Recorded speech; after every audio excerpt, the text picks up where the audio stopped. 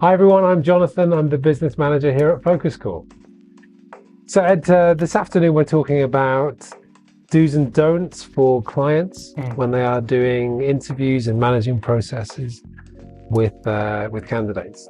So my first example, I don't know whether you've had this before, but we had a situation recently where a client came into the meeting room, kind of arms full of papers, laptop, probably 2 different mobile phones, and she sat down. She's reading the CV of the candidate while she's trying to start the interview. Have you ever had anything like this yourself? Similar things, yeah. I think where candidates have just felt that the person interviewing them wasn't really prepared for the interview, or they maybe got the information that they were going to be having an interview 10 minutes before the interview happened, which again doesn't send a great message for whether you're valued as a candidate by the company. Yeah. Yeah. So the obvious one for me is like, know who you're meeting and have an idea and look prepared.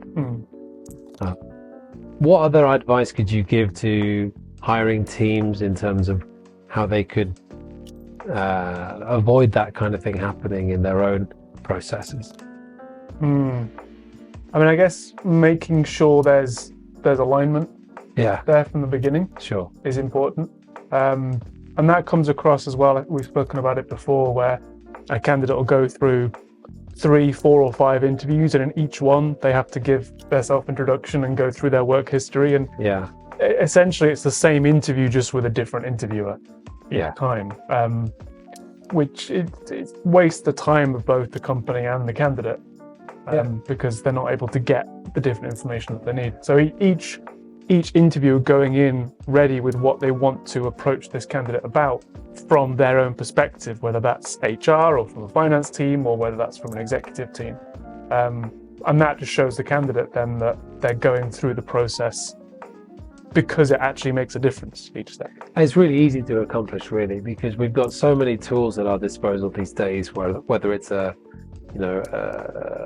something like an email client where you can just be sharing chat messages as well as emails in real time, whether it's some kind of a document which is shared between the interviewers and updated, or even something a bit more sophisticated like a CRM system where again there's a record of every interview and what's been asked. And you can even plan, I think, before the interview process begins in terms of, okay, so HR are going to ask these questions and the hiring manager is going to ask these questions. I think you can definitely tackle the issue of alignment and preparation fairly straightforwardly. So I guess that also brings up the question of, by being more professional and prepared in that way, you're also showing a courtesy to your candidate. Yeah. I think you had an experience with something like that, right? Definitely. So this was quite a senior position. It was a GM role in the luxury goods sector. And we had a candidate sitting down for the second stage of the interview process with the company president. Now, in the room was also the HR representative, but this was not that person's meeting. This was the company president's meeting. And after about 25-30 minutes or so, the president sort of said, okay, I've seen enough, I'll leave it to HR to finish off, and then left the room. And the HR continued the interview, or concluded the interview with the candidate, who was slightly confused. Sorry, where did my interviewer go, kind of thing.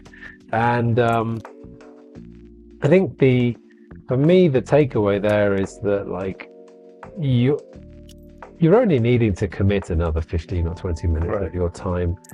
Yes, you're probably very busy, but first of all, are you that busy really? And then also, what kind of impression are you trying to give of yourself, let alone of the company, the candidate? And in the end, the candidate decided not to pursue that particular opportunity because it was kind of, well, if this is the attitude I'm going to get from the president, and it's a little bit, he was put off by it. Yeah.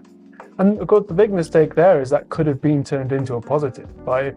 If the president, had a meeting to get to at a certain time, and then had just gone into the interview and said, look, just so you know, I am going to have to slip out at this time. I've got to get to a meeting, but I really wanted to be able to be here and just have the chance to chat with you face to face.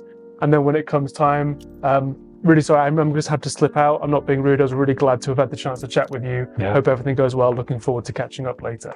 That would have sent a really positive message, because it's, you're the president, you're busy, you've got things to do, but you still took the time to actually come and have a chat with me. Exactly.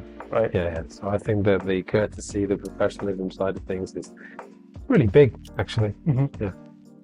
So something else on the, I think it's, you talked about courtesy, it's also about giving an impression of the business and of yourself to a candidate. I think you had a story to share, right?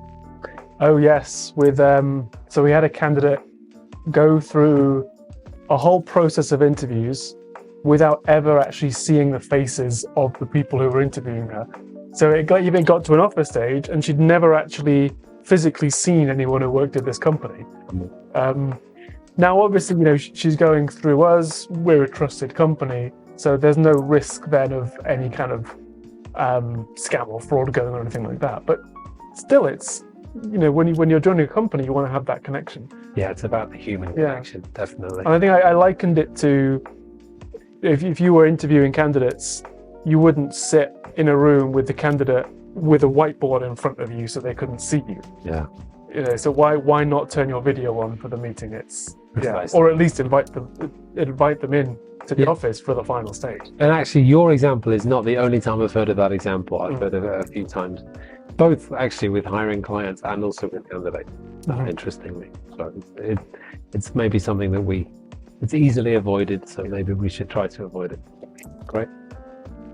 So leading on from just professionalism, courtesy, just being ready for the interview, I've heard from quite a few candidates some quite confused feedback after the interview of didn't really seem like they knew much about the role. Or when I asked them about what the plans were for, going forward with the company, there wasn't really much of an answer.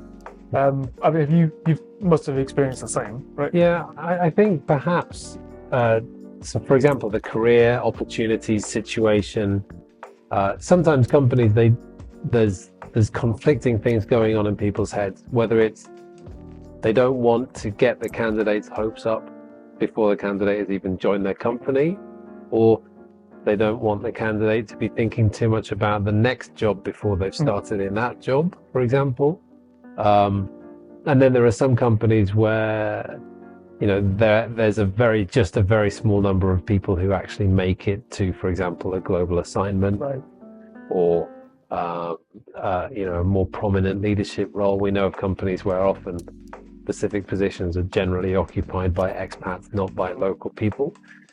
So there could be all these conflicts going on, but at the same time, I don't think it's too difficult to have at least a few sentences that you tell everybody about, something which is quite exciting. And this happened with a client I was working with last year. They were speaking to me about a position which was vacant because the incumbent was being sent to the APAC office. And that's really valuable, I think, quite exciting. So have these stories in mind, while at the same time being aware that you're talking to the candidate about a specific role and you want them to be motivated for that specific role, of course, but at least have something to discuss. What was your experience, Ed, like that kind of conflict or issue? Well, I think, similar. I've always had candidates be a little bit phased when they've asked an interviewer, for example, about more like an EVP kind of situation. So what does the company have to offer?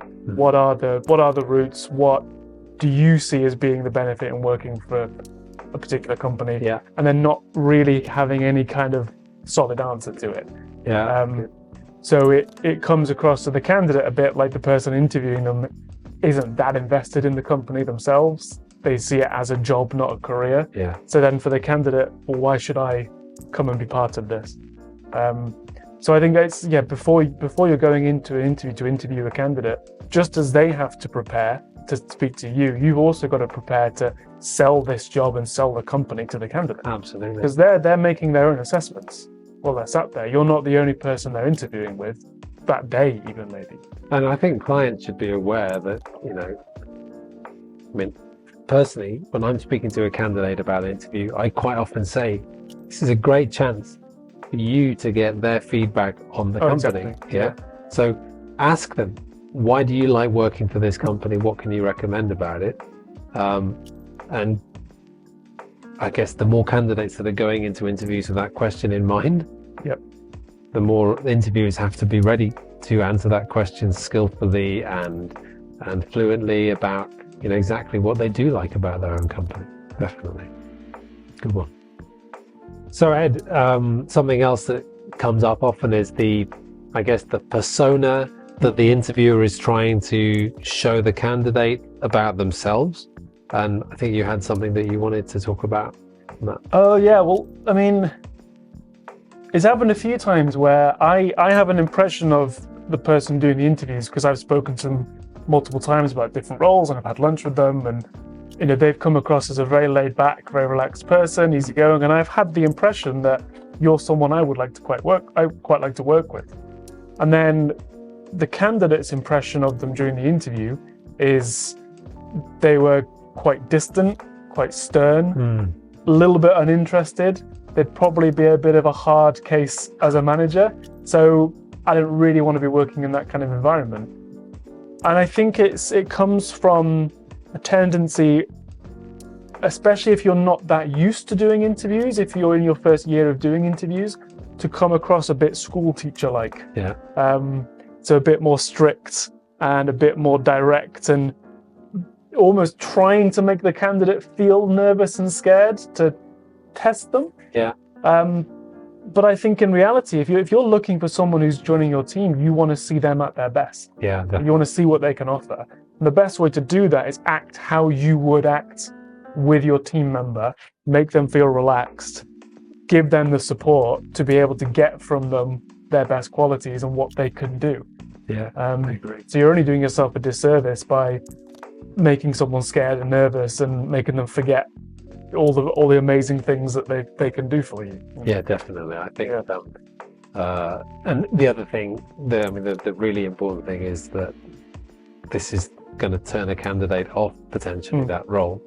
I've had situations where the interviewer has done exactly that. The candidate who has gone a long way through the process and put a lot of effort into impressing everybody and getting lots of positive feedback has then said, actually, I don't think I can work with that person. I can't be in an office with someone who interviews me like that. It's a real shame because you don't have to be like that. You can, I think, present a much better version of yourself or a much more natural version of yourself in the interview. Yeah.